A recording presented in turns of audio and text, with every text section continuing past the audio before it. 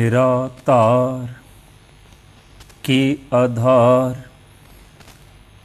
आसरो निरासन को नाथ है अनाथन को दीन को दयाल है असरन शरण ओ निर्तन को तन टेक अंदन की कृपन कृपाल है अकिरत कान के दातार पतित पावन प्रभ नरक निवारण प्रतज्ञा प्रतपाल है अवगुण हरन करण कर्तज्ञा स्वामी संगी सर्वांग रस रसक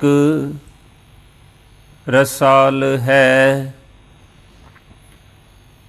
धन धन श्री गुरु ग्रंथ साहिब जी दी साजी निवाजी गुरु रूप साध संगत जीओ, गुरबाणी विचार आरंभ करन तो पहला गुरफतेह प्रवान करनी। वाहिगुरु जी का खालसा वाहिगुरु जी की फतेह। पंजवें पातशाह गुरु अर्जन देव जी महाराज उन्हां दे शहीदी दिहाड़े नूं मुख रख के दास गुरबाणी विचार गुर इतिहास आप जी दे अगे बयान कर रहे हैं। जहांगीर दे दीवान चंदू ने अपनी लड़की दे रिश्ते दे वास्ते पुरोहित लागी भेजना कीते। उन्होंने वर घर लभ करके जा करके चंदू नूं दसिया। छेवें पातशाह गुरु हरगोबिंद साहिब जी महाराज उन्होंने असी चुनना कीता, पसंद करना कीता तेरी लड़की सदा कौर दे वास्ते। ये सुन करके कहन लगा हंकार दे विच तुसी चुबारे दी इट मोरी नूं लगाए हो। ये उहदे बोल दिल्ली दियां सिख संगतां ने सुने। उन्हें पंजवें पातशाह नूं चिट्ठी लिख करके उन्होंने भेजना की महाराज इहदी लड़की का रिश्ता नहीं लेना, इहदे अंदर हंकार बहुत है। अपने आप नूं चौबारा बयान करदा है, गुरु घर नूं मोरी बयान करदा है। ये पत्रिका दिल्ली दियां संगतां दी भेजी हुई पंजवें पातशाह दे कोल पहुंची। चंदू दे लागी भी पहुंचे। महाराज ने रिश्ता लैण तो इनकार कर दिता। फिर ये लंबा समा ये 1600 सन 4 ईस्वी की गल है। शहीदी तक ये यतन करता रहा। गुरु अर्जन देव जी महाराज मेरी लड़की का रिश्ता जो मन लैना मन लैन। बड़े तसीहे दिते महाराज ने, महाराज नहीं मने। हर के दास स्यो साकत नहीं संग। साकत जिहदे अंदर हंकार है, ओदा संबंध ओदा संग हरि दे दासां दे नाल बनदा ही नहीं है। हरि दे दास निमरता दे विच, ओ हंकार दे विच बड़ा भारी हंकार। 2 साल ये यतन करता रहा। ਬਾਅਦ ਦੇ ਵਿੱਚ ਛੇਵੇਂ ਪਾਤਸ਼ਾਹ ਦੇ ਤਾਈਂ ਵੀ ਯਤਨ ਕਰਨਾ ਕੀਤੇ। ਹੰਕਾਰ ਦੇ ਸਹਿਤ ਹੋਣ ਕਰਕੇ ਇਹ ਪ੍ਰਮਾਣਿਕ ਨਹੀਂ ਹੋਇਆ, ਇਹਦੀ ਗੱਲ ਨਹੀਂ ਮੰਨੀ ਗਈ। ਮਨੁੱਖ ਵੀ ਯਤਨ ਕਰਦਾ ਹੈ ਮੇਰੇ ਗੁਰੂ ਦੇ ਨਾਲ ਬਣ ਆਵੇ, ਯਤਨ ਕਰਦਾ ਹੈ, ਪਰ ਗੁਰੂ ਤੇ ਨਿਮਰਤਾ ਭਰਪੂਰ ਹੈ। ਨਾਨਕ ਸੋਧੇ ਸਿਮਰਤ ਬੇਦ, ਪਾਰ ਬ੍ਰਹਮ ਗੁਰ ਨਾਹੀ ਭੇਦ। ਪਰਮਾਤਮਾ ਤੇ ਗੁਰੂ ਦੇ ਵਿਚਕਾਰ ਕੋਈ ਵੀ ਫਰਕ ਨਹੀਂ। ਪਰਮਾਤਮਾ ਦੇ ਵਿੱਚ ਗੁਣ ਤੇ ਬੇਅੰਤ ਨੇ, ਅਮਾਨ ਹੈ ਮਾਣ ਉਹਨੂੰ ਬਿਲਕੁਲ ਵੀ ਨਹੀਂ। ਗੁਰੂ ਨਾਨਕ ਦੇਵ ਜੀ ਮਹਾਰਾਜ, ਗੁਰੂ ਸਾਹਿਬਾਨ, ਭਗਤਾਂ ਦੇ ਬੋਲ ਸਾਰੇ ਨਿਮਰਤਾ ਦੇ ਨੇ। ਪੰਜਵੇਂ ਪਾਤਸ਼ਾਹ ਤੇ ਨਿਮਰਤਾ ਨੂੰ ਆਪਣੇ ਸ਼ਸਤਰ ਬਿਆਨ ਕਰਦੇ ਨੇ। ਗਰੀਬੀ ਗਦਾ ਹਮਾਰੀ, ਖੰਨਾ ਸਗਲ ਰੇਣ ਛਾਰੀ। ਚੰਦੂ ਦੀ ਲੜਕੀ ਦਾ ਰਿਸ਼ਤਾ ਪ੍ਰਮਾਣ ਨਹੀਂ ਹੋ ਸਕਿਆ। ਉਹਦੇ ਅੰਦਰ ਹੰਕਾਰ, ਤੇਰੇ ਅੰਦਰ ਵੀ ਹੰਕਾਰ ਹੈ, ਤੂੰ ਵੀ ਗੁਰੂ ਘਰ ਦੇ ਵਿੱਚ ਪ੍ਰਮਾਣ ਨਹੀਂ ਹੋ ਸਕੇਗਾ। ਭਾਈ ਗੁਰਦਾਸ ਜੀ, ਉਹਨਾਂ ਨੇ ਗੁਰਬਾਣੀ ਦੀ ਵਿਆਖਿਆ ਕੀਤੀ ਆਪਣੀਆਂ ਵਾਰਾਂ ਦੇ ਵਿੱਚ। ਪ੍ਰਥਮ ਵਾਰ ਉਹਨਾਂ ਨੇ ਗੁਰੂ ਨਾਨਕ ਦੇਵ ਜੀ ਮਹਾਰਾਜ, ਉਹਨਾਂ ਦੇ ਜੀਵਨ ਦੇ ਨਾਲ ਸੰਬੰਧਿਤ ਬਿਆਨ ਕਰਨਾ ਕੀਤੀ ਹੈ। ਕਈ ਪੌੜੀਆਂ ਬਿਆਨ ਕੀਤੀਆਂ ਨੇ। ਪਹਿਲਾਂ ਬਾਬੇ ਪਾਇਆ ਬਖਸ਼ ਦਰ, ਪਿੱਛੋਂ ਦੇ ਫਿਰ ਕਾਲ ਕਮਾਈ। ਰੇਤ ਅੱਖ ਆਹਾਰ ਕਰ, ਰੋੜਾਂ ਦੀ ਗੁਰ ਕਰੀ ਵਿਛਾਈ। ਬਖਸ਼ਿਸ਼ ਨਾਲ ਤੇ ਆਏ ਸੀ, ਪਰ ਮਹਾਰਾਜ ਨੇ ਫਿਰ ਵੀ ਰੇਤ ਅੱਖ ਆਹਾਰ ਕਰ, ਭੋਜਨ ਦੇ ਸਵਾਦ ਨੂੰ ਤਿਆਗਿਆ, ਸੌਣ ਵਾਲੀ ਜਗ੍ਹਾ ਦੇ ਸੁੱਖਾਂ ਨੂੰ ਤਿਆਗਿਆ। ਭਾਰੀ ਕਰੀ ਤਪੱਸਿਆ, ਵੱਡਾ ਭਾਗ ਹਰ ਸਿਉ ਬਣ ਆਈ। ਬੜੀ ਤਪੱਸਿਆ ਕਰਨਾ ਕੀਤੀ। ਬਾਬਾ ਪੈਂਦਾ ਸੱਚਖੰਡ, ਨੌ ਨਿਧ ਨਾਮ ਗਰੀਬੀ ਪਾਈ। ਗੁਰੂ ਨਾਨਕ ਦੇਵ ਜੀ ਮਹਾਰਾਜ ਸੱਚਖੰਡ ਪਹੁੰਚੇ, ਨਾਮ ਦੀ ਪ੍ਰਾਪਤੀ ਕੀਤੀ, ਜੋ ਨੌ ਨਿਧਾਂ ਦੇ ਸਹਿਤ ਹੈ, ਨਾਲ ਗਰੀਬੀ ਵੀ ਪ੍ਰਾਪਤ ਕਰਨਾ ਕੀਤੀ, ਨਿਮਰਤਾ ਵੀ ਪ੍ਰਾਪਤ ਕੀਤੀ। ਔਰ ਜਗਤ ਦੇ ਵਿੱਚ ਗੁਰੂ ਨਾਨਕ ਦੇਵ ਜੀ ਮਹਾਰਾਜ ਨੇ ਨਿਮਰਤਾ ਦੀ ਮਰਿਆਦਾ ਤੋਰਨਾ ਕੀਤੀ। ਹੰਕਾਰ ਮਨੁੱਖ ਦਾ ਬੜਾ ਪ੍ਰਬਲ ਵਿਕਾਰ ਹੈ। ਔਰ ਗੁਰੂ ਸਾਹਿਬਾਨ ਤੇ ਐਸਾ ਬਿਆਨ ਕਰਦੇ ਨੇ, ਹਉ ਹਉ ਭੀਤ ਭਇਓ ਹੈ ਬੀਚੋ, ਸੁਨਤ ਦੇਸ ਨਿਕਟਾਇਓ। ਪਰਮਾਤਮਾ ਦਾ ਦੇਸ਼ ਤੇ ਬਹੁਤ ਨੇੜੇ ਹੈ, ਪਰ ਤੇਰੇ ਤੇ ਪਰਮਾਤਮਾ ਦੇ ਵਿੱਚ ਰੁਕਾਵਟ ਹੀ ਹਉਮੈ ਦੀ ਕੰਧ ਹੈ। ਭੀਤ ਕੰਧ ਨੂੰ ਆਖਦੇ ਨੇ। ਨੇੜੇ ਕੰਧ ਓਲੇ ਪਰਦੇਸ। ਇਸ ਵਾਸਤੇ ਹੰਕਾਰ ਹੈ ਤੇਰੇ ਅੰਦਰ, ਪਰਮਾਤਮਾ ਤੇਰੇ ਵਾਸਤੇ ਪਰਦੇਸ ਬਣਿਆ ਰਹੇ। ਕੰਧ ਦੇ ਚਾਹੇ ਹੈ ਤੇ ਬੜਾ ਨੇੜੇ, ਪਰ ਕੰਧ ਦੇ ਓਲੇ ਹੀ ਪਰਦੇਸ ਹੋ ਜਾਂਦਾ ਹੈ। ਹਉ ਹਉ ਭੀਤ ਭਇਓ ਹੈ ਬੀਚੋ, ਸੁਨਤ ਦੇਸ ਨਿਕਟਾਇਓ।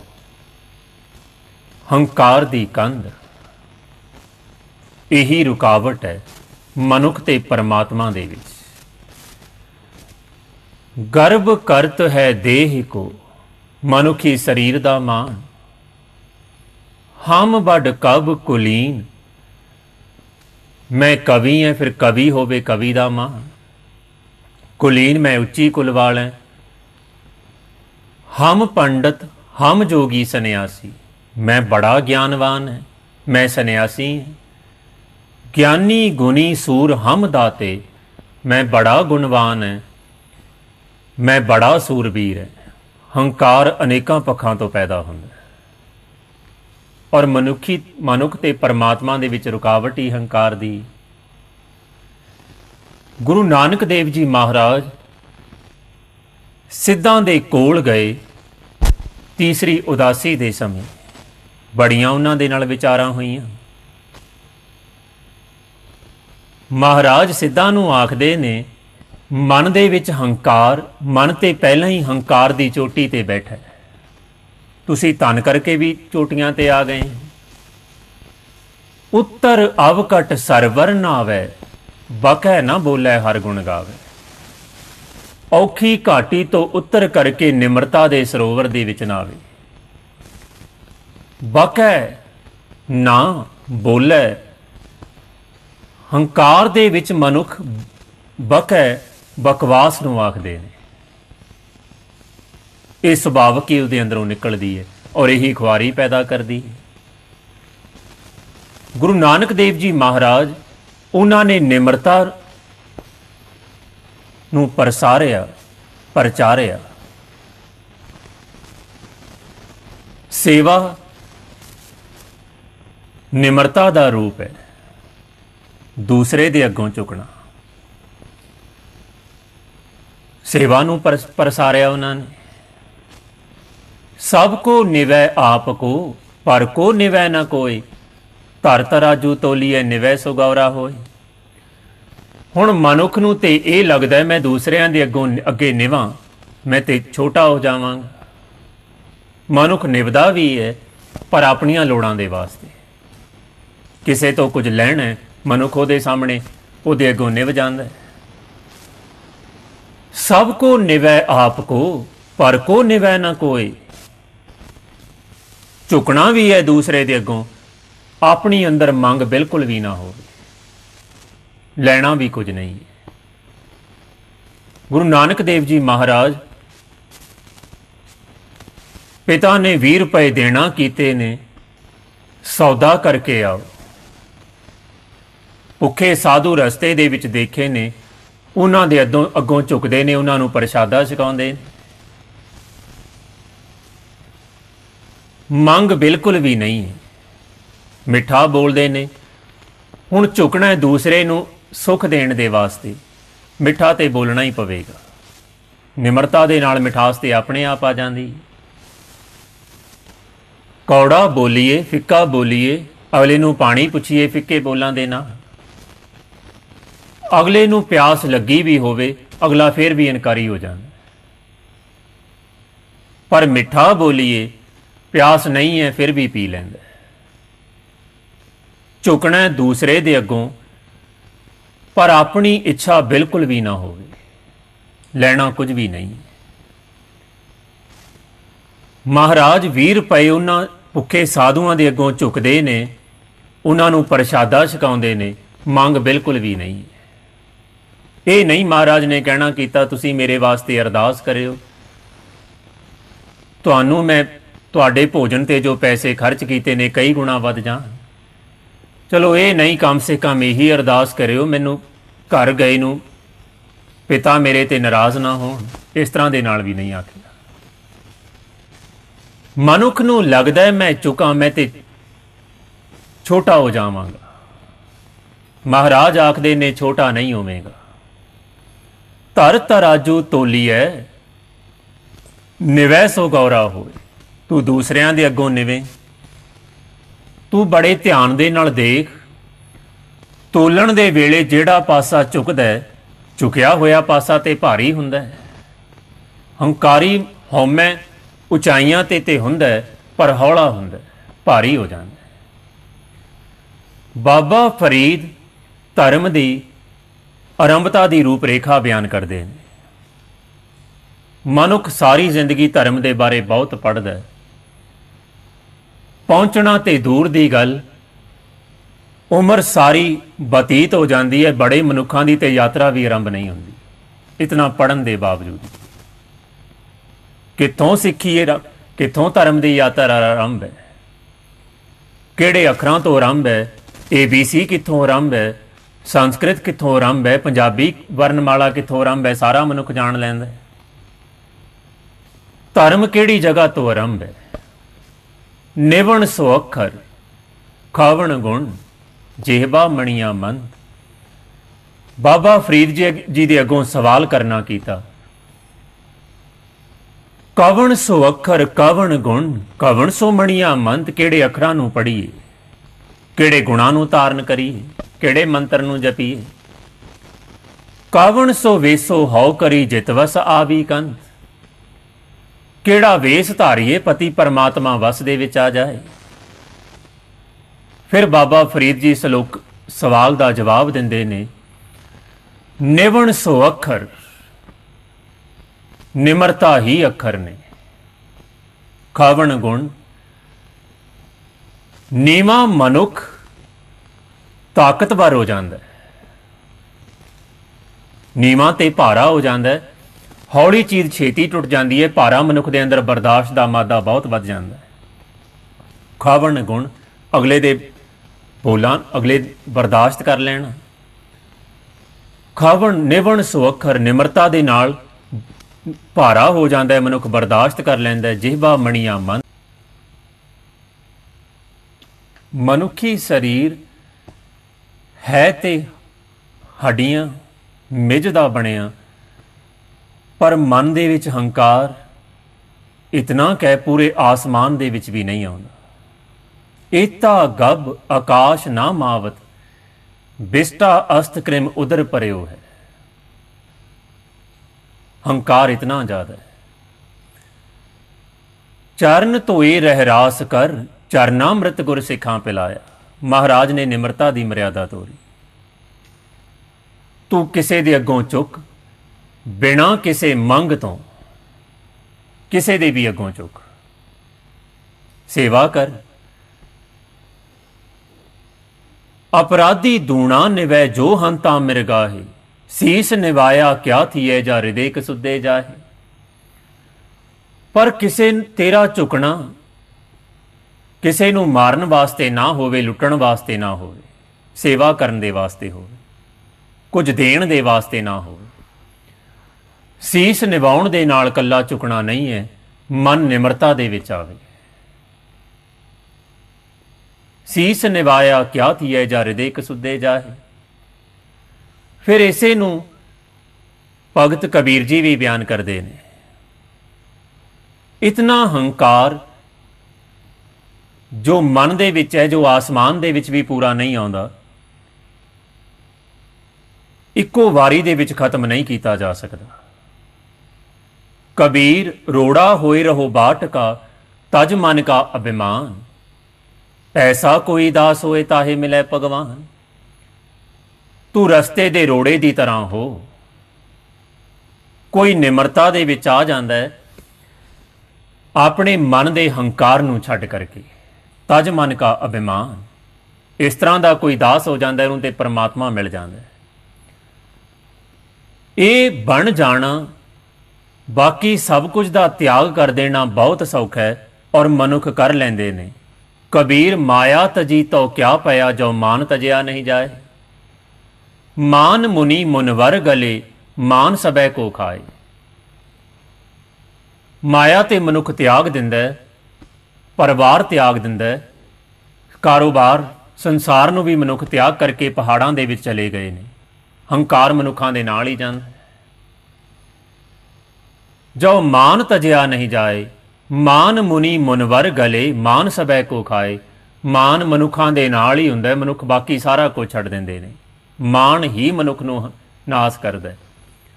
ਚੰਦੂ ਨੂੰ ਵੀ ਉਸਦੇ ਹੰਕਾਰ ਨਹੀਂ ਨਾਸ ਕਰਨਾ ਕੀਤਾ, ਪਹਿਲਾਂ ਖੁਆਰ ਕਰਨਾ ਕੀਤਾ, ਬੜੇ ਦੁੱਖਾਂ ਦੇ ਨਾਲ ਫਿਰ ਉਸ ਨੂੰ ਨਾਸ ਕਰਨਾ ਕੀਤਾ। ਬੜੇ ਦੁੱਖ ਉਸਨੇ ਅੰਤਮ ਸਮੇਂ ਪ੍ਰਾਪਤ ਕਰਨਾ ਕੀਤੇ। ਤਜ ਮਨ ਕਾ ਅਭਿਮਾਨ, ਤੂੰ ਨਿਮਰਤਾ ਦੇ ਵਿੱਚ ਆਵੇਂ, ਦੂਸਰੇ ਦੇ ਅੱਗੋਂ ਚੁੱਕੇ, ਬਿਨਾਂ ਕਿਸੇ ਮੰਗ ਤੋਂ, ਬਿਨਾਂ ਕਿਸੇ ਕਪਟ ਤੋਂ ਝੁਕ ਜਾਣਾ ਤੇ ਇਸ ਤਰ੍ਹਾਂ ਦੇ ਨਾਲ ਹੈ ਜੈਸੇ ਰੋੜੇ ਦੀ ਤਰ੍ਹਾਂ ਹੋ ਜਾਈਏ। ਪ੍ਰਥਮ ਤੇ ਮਨੁੱਖ ਨੂੰ ਇਹੀ ਉਪਦੇਸ਼ ਹੈ, ਤੂੰ ਝੁਕ ਰੋੜੇ ਦੀ ਤਰ੍ਹਾਂ ਹੋ, ਪਰਮਾਤਮਾ ਮਿਲ ਜਾਏਗਾ।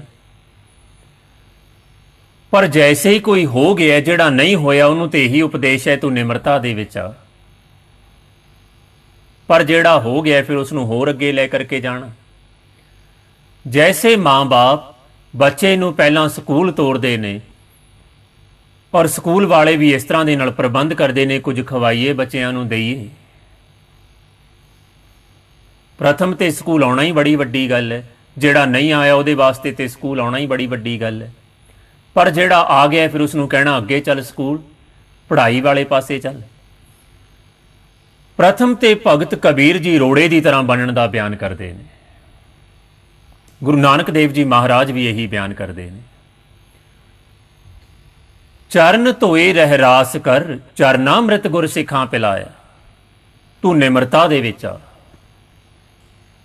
ਮਨੁੱਖਾਂ ਦੇ ਅੱਗੋਂ ਝੁਕ, ਬਿਨਾਂ ਕਿਸੇ ਮੰਗ ਤੋਂ ਇਹ ਝੁਕ, ਬਿਨਾਂ ਕਿਸੇ ਮੰਗ ਤੋਂ ਦੂਸਰਿਆਂ ਦੇ ਅੱਗੋਂ ਝੁਕ ਜਾਣਾ, ਇਹ ਤੇ ਇਸ ਤਰ੍ਹਾਂ ਦੇ ਨਾਲ ਹੈ ਜੈਸੇ ਆਸਮਾਨ ਦੇ ਜੈਸਾ ਹੰਕਾਰ ਰੋੜੇ ਦੀ ਤਰ੍ਹਾਂ ਹੋ ਜਾਏ।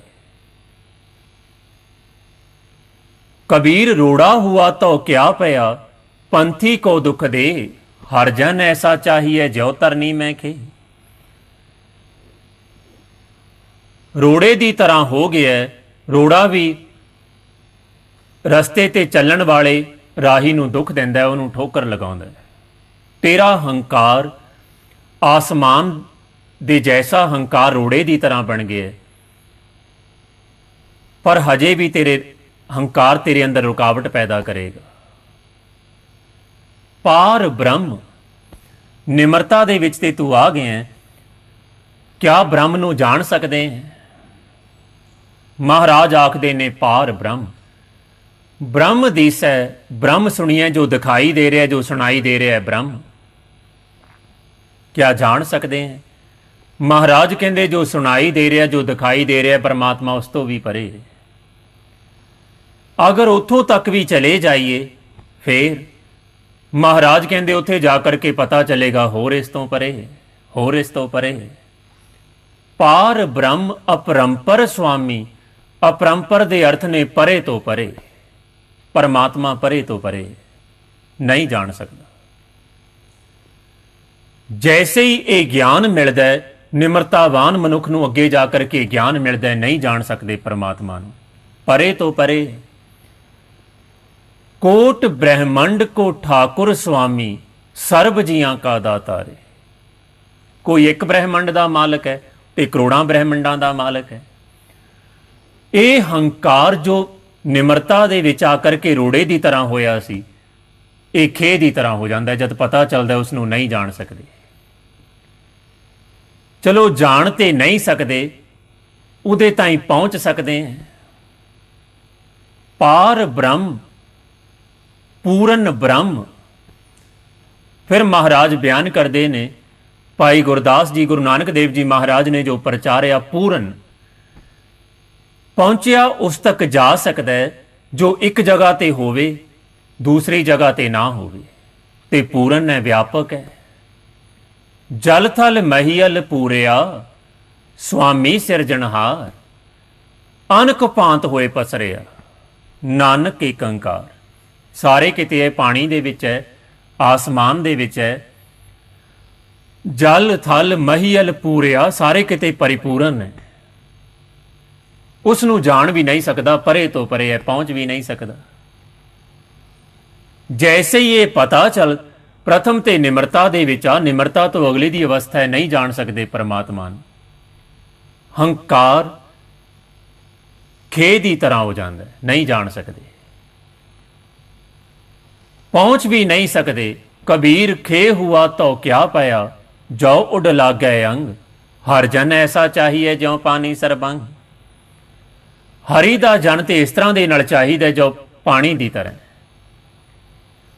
पार ब्रह्म पूरन ब्रह्म, कलयुग अंदर एक दिखाया। पानी की तरह हो गए, जान भी नहीं सकते, पहुंच भी नहीं सकते। पानी हुआ तो क्या पया, जो सीरा ताता होए। मन का हंकार पानी की तरह बन गया, पहुंच भी नहीं सकते। उते सारे किते एक थां ते होवे ते किधरे पहुंच जाइए। फिर पानी गर्म हुंदा है, गर्मी दे करके ठंडा हो जाता है, सर्दी दे करके। तू सुखां दे विच ठंडा हो जाना, दुखां दे विच गर्म हो जाना। सुख दुख, सुख तैनू ठंडा करते ने, दुख तैनू गर्म करके रख देंदे ने। सूख दुख प्रभ देवनहार, अवर त्याग तू तिसे चितार। फिर जाकर के पता चलता है, इस तल दे हंकार, पानी दे जैसा हंकार होया, पता चलता है पर सुख दुख तो एको परमात्मा ही दे रहे। ਇਹ ਮਨੁੱਖ ਪਰਮਾਤਮਾ ਦੇ ਜੈਸਾ ਹੋ ਜਾਂਦਾ ਹੈ। ਪ੍ਰਥਮ ਨਿਮਰਤਾ ਦੇ ਵਿੱਚ ਆਵੇ। ਹੰਕਾਰ ਆਸਮਾਨ ਤੋਂ ਰੋੜੇ ਦੀ ਤਰ੍ਹਾਂ ਬਣੇ। ਪਾਰ ਬ੍ਰਹਮ ਪੂਰਨ ਬ੍ਰਹਮ ਕਲਯੁਗ ਅੰਦਰ ਏਕ ਦਿਖਾਇਆ। ਇੱਕੋ ਹੀ ਹੈ। ਸਾਹਿਬ ਮੇਰਾ ਏਕੋ ਹੈ, ਏਕੋ ਹੈ ਭਾਈ ਏਕੋ ਹੈ। ਦੁੱਖ ਸੁਖ ਪ੍ਰਭ ਦੇਵਨਹਾਰ। ਦੁੱਖ ਤੇ ਸੁਖ ਪਰਮਾਤਮਾ ਤੋਂ ਹੀ ਮਿਲ ਰਹੇ ਨੇ। ਪੰਜਵੇਂ ਪਾਤਸ਼ਾਹ ਗੁਰੂ ਅਰਜਨ ਦੇਵ ਜੀ ਮਹਾਰਾਜ ਜੀਵਨ ਦੇ ਵਿੱਚ ਅੰਮ੍ਰਿਤਸਰ ਦੇ ਵਿੱਚ ਬਿਰਾਜਮਾਨ ਨੇ। ਸਿਰ ਤੇ ਛਤਰ ਝੁੱਲ ਰਹੇ ਹੈ। ਆਸੇ ਪਾਸੇ ਸਿੱਖ ਸੰਗਤਾਂ ਨੇ। ਸੁਖ ਸਮਾਂ ਪਾ ਕਰਕੇ ਲਾਹੌਰ ਦੇ ਵਿੱਚ ਗਏ ਨੇ। ਸਿਰ ਦੇ ਉੱਪਰ ਤੱਤਾ ਰੇਤਾ ਪੈ ਰਿਹਾ ਹੈ। ਥੱਲੇ ਅੱਗ ਬਲ ਰਹੀ ਹੈ। ਚੰਦੂ ਨੇ ਗਰਮ ਲੋਹ ਦੇ ਉੱਪਰ ਬਿਠਾਇਆ, ਪਰ ਉਲਾਂਭਾ ਬਿਲਕੁਲ ਵੀ ਨਹੀਂ ਹੈ। ਉਲਾਹਨੋ ਮੈਂ ਕਾਹੂ ਨਾ ਦਿਓ, ਮਨ ਮੀਠ ਤੁਹਾਰੋ ਕੀ। ਮੀਤ ਕਰੈ ਸੋਈ ਹਮ ਮਾਨਾ, ਮੀਤ ਕੇ ਕਰਤਬ ਕੁਸਲ ਸਮਾਨਾ। ਸਭ ਕੁਝ ਪਰਮਾਤਮਾ ਦੀ ਰਜ਼ਾ ਦੇ ਵਿੱਚ ਹੋ ਰਿਹਾ। ਉਲਾਂਭਾ ਇੱਕ ਵੀ ਨਹੀਂ। ਸਮੇਂ ਦਾ ਬੜਾ ਗਹਿਰਾ ਮਨੁੱਖ ਸਾਈਂ ਮੀਆਂ ਮੀਰ ਚੱਲ ਕਰਕੇ ਆਇਆ। ਉਹਨੇ ਬੜਾ ਅਫਸੋਸ ਪ੍ਰਗਟ ਕਰਨਾ ਕੀਤਾ ਮਹਾਰਾਜ ਦੀ ਅਵਸਥਾ ਦੇ ਉੱਪਰ। ਮਹਾਰਾਜ ਉਸ ਨੂੰ ਵੀ ਇਹੀ ਸਮਝਾਉਂਦੇ ਨੇ, ਸਭ ਪਰਮਾਤਮਾ ਦੇ ਹੁਕਮ ਦੇ ਵਿੱਚ। ਉਲਾਹਨੋ ਮੈਂ ਕਾਹੂ ਨਾ ਦਿਓ, ਮਨ ਮੀਠ ਤੁਹਾਰੋ ਕੀ। ਹਰ ਜਨ ਐਸਾ ਚਾਹੀਏ, ਜੈਸਾ ਹਰ ਹੀ ਹੋਏ।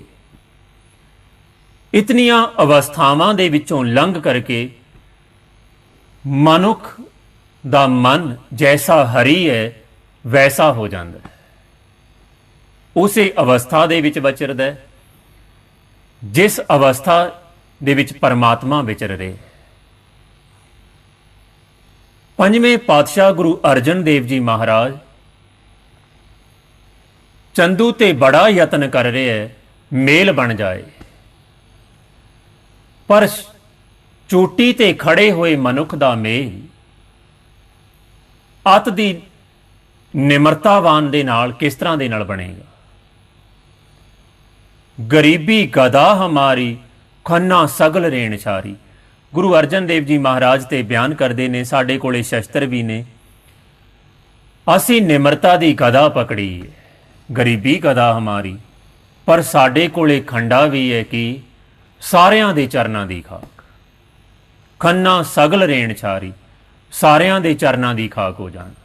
ਸਾਰੀ ਜ਼ਿੰਦਗੀ ਚੰਦੂ ਅਖੀਰਲੇ ਸਮਿਆਂ ਦੇ ਵੀ ਯਤਨ ਕਰਦਾ ਰਿਹਾ ਮੇਰਾ ਗੁਰੂ ਘਰ ਦੇ ਨਾਲ ਮੇਲ ਹੋ ਜਾਏ, ਮੇਲ ਨਹੀਂ ਬਣਿਆ। ਮਨੁੱਖ ਵੀ ਬੜਾ ਯਤਨ ਕਰਦਾ ਹੈ, ਪਰ ਹੰਕਾਰ ਦੇ ਵਿੱਚ ਮੇਲ ਨਹੀਂ ਬਣਦਾ। ਤੂੰ ਨਿਮਰਤਾ ਦੇ ਵਿੱਚ ਆ। ਚੰਦੂ ਦੀ ਲੜਕੀ ਦਾ ਰਿਸ਼ਤਾ ਤੇ ਮੋੜਿਆ। ਮਹਾਰਾਜ ਆਖਦੇ ਨੇ ਕੋਈ ਨਿਮਰਤਾਵਾਨ ਰਿਸ਼ਤਾ ਕਰੇ ਸਾਨੂੰ ਪ੍ਰਵਾਨ ਹੈ।